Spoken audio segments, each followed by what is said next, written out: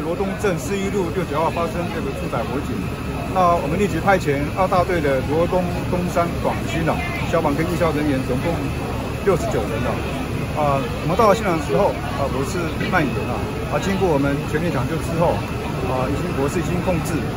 目前在场火处理中。有关这个起火原因部分有待我在调查跟鉴定当中。我来的时候就是还有在闷烧，对，还在闷烧。